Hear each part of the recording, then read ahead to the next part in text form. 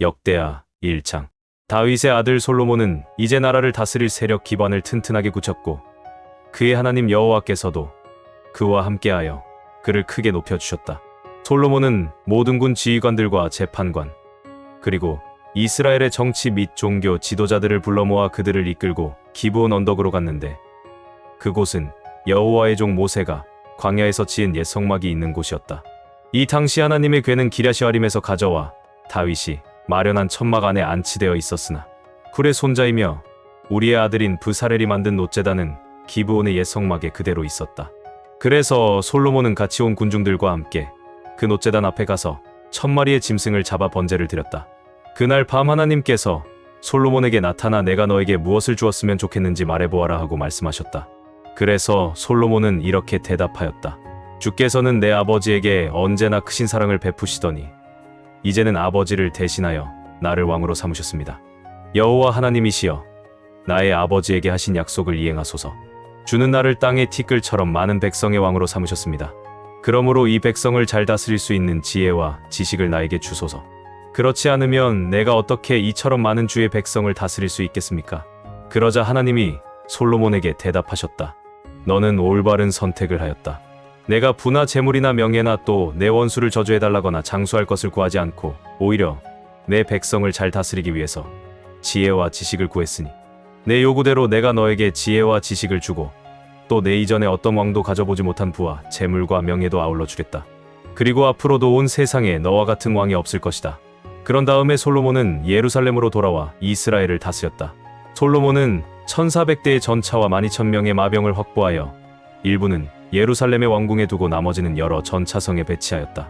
그 당시에 예루살렘에는 금과 은이 돌처럼 흔하고 백향목이 저지대에 흔한 뽕나무처럼 많았다.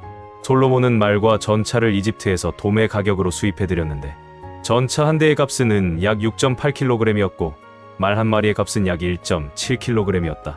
이렇게 사들인 말과 전차는 헷사람의 왕들과 시리아 왕들에게 다시 팔렸다. 요한일서 1장. 세상이 창조되기 전부터 계신 생명의 말씀이신 그리스도에 대하여 우리는 들었고 우리 눈으로 똑똑히 보았으며 손으로 직접 만져보았습니다. 이 생명이 세상에 나타나셨습니다. 우리는 영원한 생명이 되시는 그리스도를 직접 보았으므로 그분을 여러분에게 증거하며 전합니다. 그분은 아버지와 함께 계시다가 우리에게 나타나셨습니다. 우리가 보고 들은 것을 여러분에게 전하는 것은 여러분도 우리와 교제를 갖도록 하기 위한 것입니다. 우리의 교제는 아버지와 그분의 아들 예수 그리스도와 갖는 교제입니다. 우리는 여러분과 함께 넘치는 기쁨을 나누려고 이 글을 써보냅니다. 하나님은 빛이시며 그분에게는 어두움이 전혀 없습니다. 우리는 이 말씀을 그리스도에게서 듣고 여러분에게 전합니다. 만일 우리가 하나님과 교제한다고 하면서 죄를 짓는 어두운 생활을 그대로 한다면 우리는 진리대로 살지 않는 거짓말쟁이에 불과합니다. 그러나 하나님이 빛 가운데 계시는 것과 같이 우리도 빛 가운데서 살면 우리는 서로 교제하게 되며 그분의 아들인 예수님의 피가 우리를 모든 죄에서 깨끗하게 합니다. 만일 우리에게 죄가 없다고 하면 우리는 자신을 속이는 것이 되며 진리가 우리 속에 있지 않습니다. 우리가 우리 죄를 고백하면 신실하시고 의로우신 하나님은 우리 죄를 용서하시고 모든 죄악에서 우리를 깨끗하게 하실 것입니다. 만일 우리가 죄를 짓지 않았다고 하면 우리는 하나님을 거짓말쟁이로 만드는 것이며 그분의 말씀이 우리 속에 있지 않습니다. 미가 7장. 정말 내 신세가 처량하게 되었다. 나는 추수 때가 지난 후에 포도와 무화과를 따려는 사람과 같아서 먹을 포도송이도 없고 내가 갈망하던 처음 익은 무화과도 없어지고 말았다. 이와 같이 착하고 정직한 사람이 다 세상에서 사라지고 살인자들과 자기 형제를 해치려는 사람들 뿐이다. 모두 악을 행하는데 익숙하여 관리들과 재판관들은 뇌물을 요구하고 부자들은 사리 사욕을 채우기 위해 그들과 결탁한다. 그들 중 가장 선한 사람도 찔레 같고 가장 정직한 사람도 가시 울타리 같구나. 바수꾼과 같은 예언자들을 통해서 하나님이 그들에게 경고하신 대로 형벌의 날이 다가왔다. 이제부터는 그들에게 혼란이 있을 것이다. 너희는 이웃을 믿지 말고 친구를 신뢰하지 말며 너희 품에 누운 아내에게도 말을 조심하라. 아들이 아버지를 멸시하고 딸이 어머니를 대적하며 며느리가 시어머니를 대적하니 사람의 원수가 자기 집안 식구이다. 그러나 나는 여호와를 우러러보며 내 구원의 하나님을 바라보겠다. 하나님이 내 기도를 들으실 것이다. 나의 원수야, 나를 바라보고 기뻐하지 말아라. 나는 쓰러져도 일어날 것이며 내가 어두운 곳에 앉아도 여호와께서 나의 빛이 되실 것이다. 내가 여호와께 범죄하였으므로 나는 당분간 그의 형벌을 견뎌야 한다.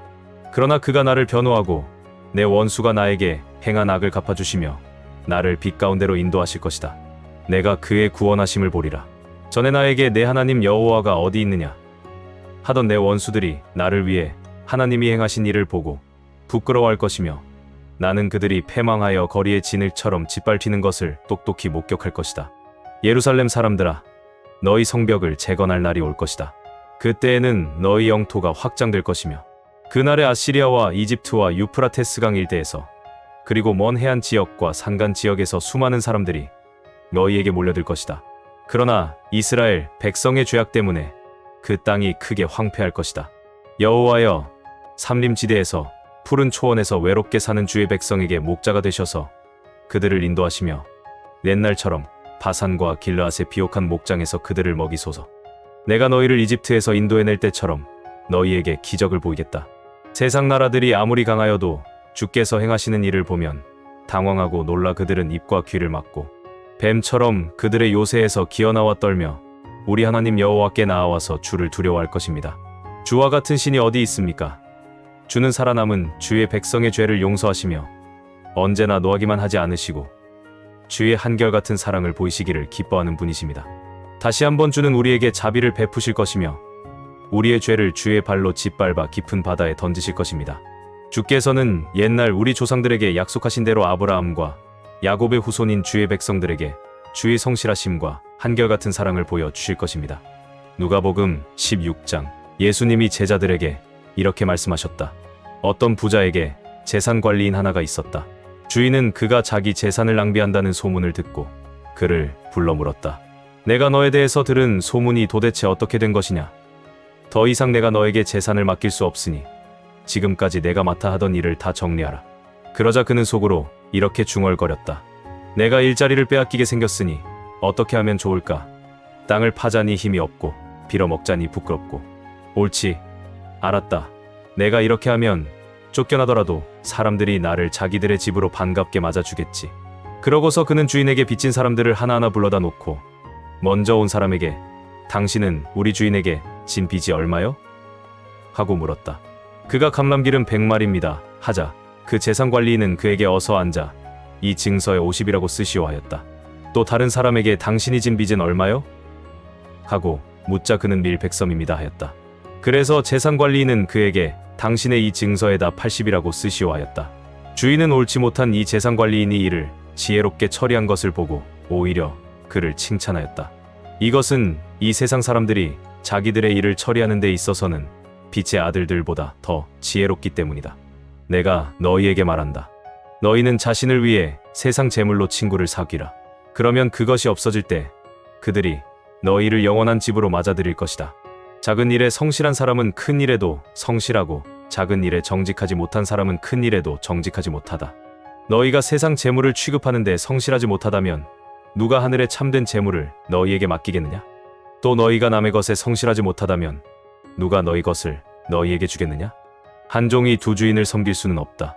그렇게 되면 한 편을 미워하고 다른 편을 사랑하든가 아니면 한 편에게는 충성을 다하고 다른 편은 무시하게 될 것이다. 너희는 하나님과 재물을 함께 섬길 수 없다. 돈을 좋아하는 바리새파 사람들이 이 모든 말씀을 듣고 비웃자 예수님은 그들에게 이렇게 말씀하셨다. 너희는 사람들 앞에서 곧잘 옳은 채 한다. 그러나 하나님께서는 너희 마음을 아신다. 사람에게 존경을 받는 것은 하나님께 미움을 받는 것이다. 율법과 예언자들의 시대는 요한의 때까지이다.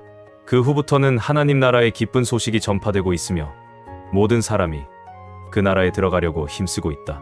그러나 율법의 작은 점 하나가 떨어져 나가는 것보다 하늘과 땅이 없어지는 것이 더 쉬울 것이다. 누구든지 자기 아내와 이혼하고 다른 여자와 결혼하는 사람은 간음하는 자이며 이혼한 여자와 결혼하는 사람도 간음하는 자이다. 한 부자가 있었다. 그는 값진 옷을 입고 날마다 즐기며 호화스럽게 살았다. 한편 그 집 대문 앞에는 나사로라는 부스럼투성이의 거지가 누워 있었다. 그가 부자의 식탁에서 떨어지는 부스러기로 줄인 배를 채우려 하자 심지어 개들까지 와서 그의 헌대를 하셨다. 어느 날 거지가 죽어 천사들의 인도로 아브라함의 품에 안겼고 부자도 죽어 땅에 묻혔다. 부자가 지옥에서 고통을 당하는 중에 쳐다보니 멀리 아브라함이 보이고 나사로는 그의 품에 안겨 있었다.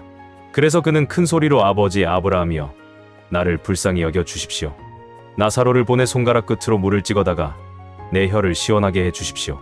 내가 이 불꽃 가운데서 너무 괴로워 죽을 지경입니다 하고 부르짖었다. 그러나 아브라함은 이렇게 대답하였다. 생각해 보아라.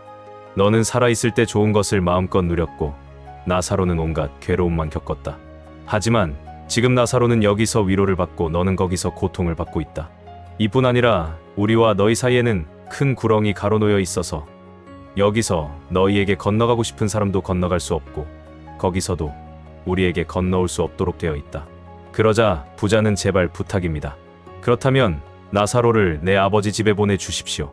내 형제가 5인데 나사로를 보내 그들에게 경고하여 내 형제들만이라도 이 고통받는 곳에 오지 않게 해 주십시오 하고 애원하였다. 그러나 아브라함은 그들에게 모세와 예언자들이 있으니 그들의 말을 들으면 될 것이다 하고 말하였다. 그때 부자가 아버지 아브라함이여 그렇지 않습니다. 죽었다가 살아난 사람이 가면 그들이 회개할 것입니다 하였으나 아브라함은 그들이 모세와 예언자들의 말을 듣지 않으면 비록 죽은 사람이 다시 살아난다고 해도 그들이 믿지 않을 것이다 하고 말하였다.